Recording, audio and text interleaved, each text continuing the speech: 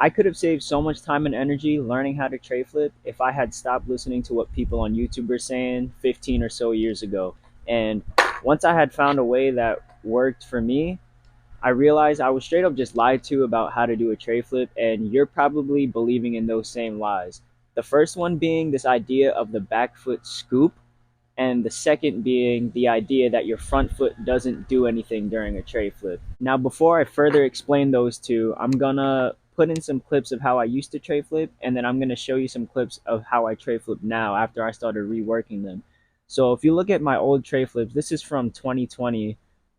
You'll see it doesn't look bad, like the actual tray flip doesn't look bad, but my body, like if you pay attention to the way my foot flicks, well, actually, it doesn't flick at all. It stays in this flexed position, making me look really stiff and uncomfortable. And then if you look at my shoulders and everything, it I don't know, just kind of flailing all over the place. It doesn't look right. It just looks extremely odd to me and just uncomfortable. And that's exactly how I felt when I was doing them.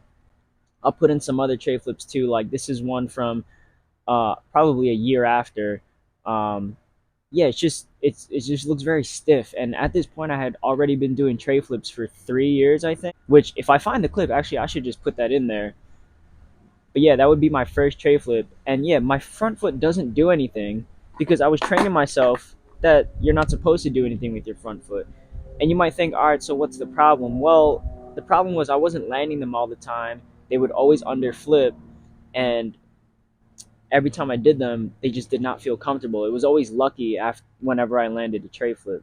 Before I go too in depth about that, I'm gonna show you what my tray flips started looking like after I started reworking them. So this is what my tray flips look like currently, and you'll see that my front foot has an obvious roll in the ankle, and it does the flicking motion.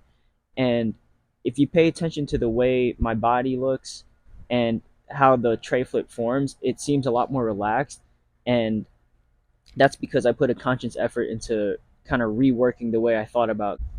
Let me show you what I mean by you were lied to about the scoop and the front foot. So, in my opinion, again, everyone does tricks differently. This is what works for me and this is what makes sense in my head. But in my opinion, scoop is a terrible way to describe what your back foot does during a tray flip. Now, if you think about the word scoop, right? Like think about you're scooping some ice cream out of an ice cream tub. You go down, then under, and then back up. Like that's what a scoop is. To me, that does not really make sense when you're doing a tray flip. Tricks that would better fall into that category of scoop would be backside 360s, impossibles, and maybe even pressure flips. And any trick that requires you to have your foot closer to the wheel is pretty much synonymous with that scoop word, right? But with the back three, right, you go down, you curl your toe under, and lift the board up and do a back 360. Same thing with an impossible. You go down, curl your toe under, then you wrap. Same thing with the pressure flip. You go down, curl your toe under, and kind of flick it at the same time and go up. Tray flips don't really feel like that. Once you've learned how to properly get the board around 360, it's really not a scoop feeling. In my opinion, a better word to describe the tray flip or what your back foot does during a tray flip is like a scrape, right? It's more akin to a pop shove it, and that's why people say that you don't really need a three shove to learn how to tray flip, but you do need a good pop shove it because it gets your body in the right position. And all it really is you put a little extra force into a tray flip. Now, where it's different is that instead of putting your foot more towards the middle like you would for a pop shove it, right? You would just put your foot, if you imagine this as a square, you would find like the corner of your tail. And what you do is you scrape it through the ground in the direction that you're going, right? You want to hear that sort of like that scrape. Scoop sounds the same, right? When you scoop a board, it makes the same sound, but it's a completely different feel. So, right, it sounds the same, like you hear that, like that's the sound you want to make with the tray flip, but you don't want to imagine like you're gonna pick up the board with your back foot. And that's what I found the problem was with my tray flips, is that I was putting all the responsibility on my back foot, making it feel really stiff. Like, that's a lot of pressure on the back foot to rotate 360 and to flip the board a kickflip. Hence why I don't know, my arms did some crazy shit.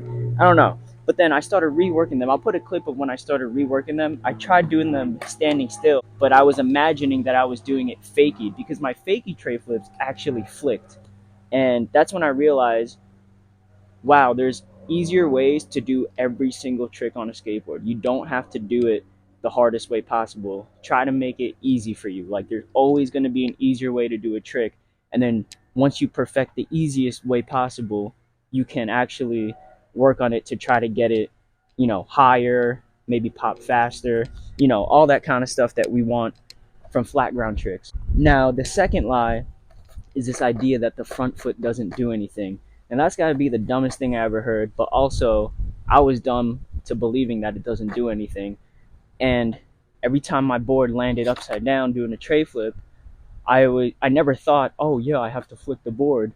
I just thought, oh, I have to scoop harder or I have to jump higher so it goes around fully. No, stupid, you gotta flick the board if it's not flipping. And it took me so long to realize that.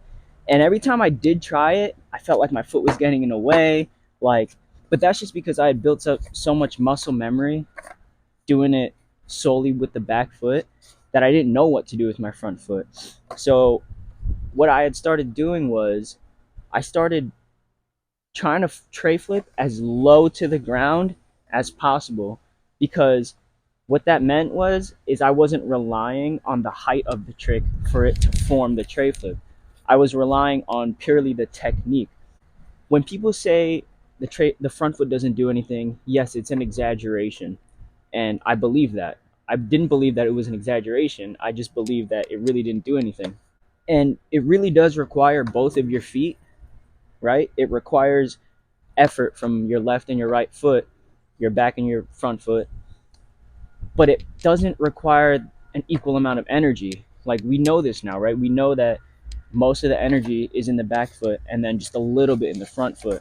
The idea that your front foot doesn't do anything at all is kind of stupid. And it's not just the flick that matters. The front foot plays a crucial role in keeping your board level, right? When you're set up to do a tray flip, you're leaning a lot on both rails, right? Your back foot's going to lean more towards this way, your front foot's going to lean more towards this way. And that's crucial. Your front foot needs to be like that, because what it does is it levels out the board from what your back foot's doing, and it puts a lot of, like, I guess, like, potential energy into your board. So when you release that pop, it actually makes the flip easier, which is why some people actually don't use the front foot. But for me, it just didn't make sense that way, and I actually had to put a conscious effort into flicking the board. I couldn't help but think about this and how stupid I was to think that what other people said is gonna work entirely for me. And I've been skateboarding for all these fucking years, right? So this just goes to show, if there's a trick you're struggling with, maybe stay off of the YouTube and go and try it yourself. I'm laughing because I'm making a YouTube video, but not for real. Like, you'll really only know how to do a trick or figure out how to do a trick when you go out and try it yourself. But do take into account what I said, because, you know, for the longest time, people on YouTube, when they're teaching tray flips, oh, you pop, you scoop, your front foot doesn't do anything, then you jump and you land.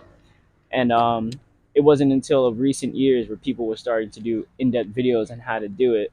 And, you know, I had already built up that bad muscle memory and I wasn't able to do tray flips right. So, all right, that's it for this one. I'll catch y'all in the next one.